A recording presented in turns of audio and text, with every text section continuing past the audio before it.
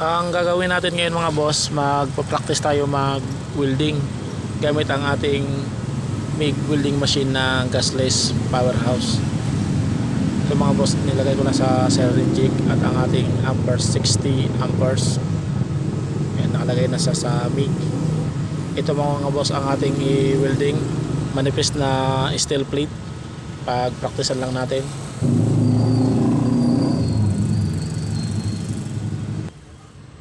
Ang ating welding machine, nabili natin ito sa online galing ng Valenzuela NCR.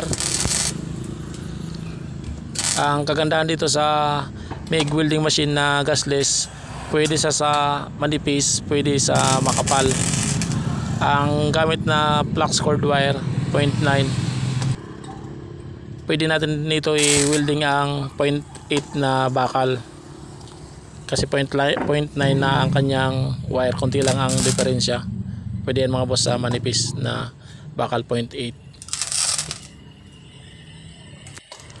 Kung makapal naman na bakal ang ating i-welding, 3mm, 4mm, mas maganda mga boss, gamitin na natin ang MMA, ang kanyang stick. Gagamit tayo ng welding rod.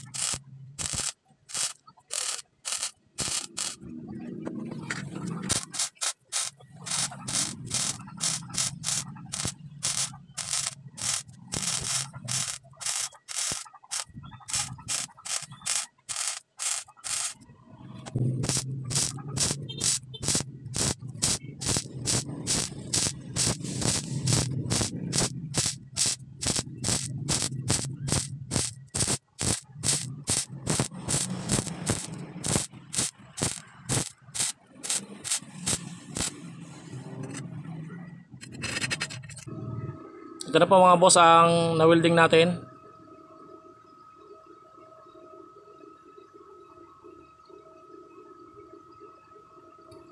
Dito mga boss, makapal, nakadepende na lang yan sa mag-welding.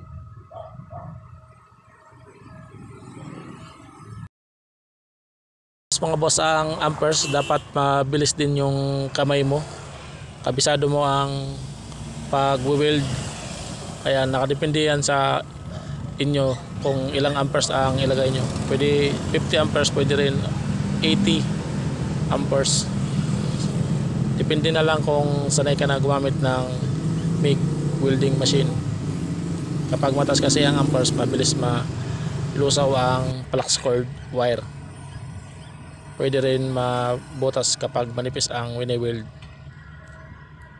Ayan, 60 amperes. Naka Cybernetic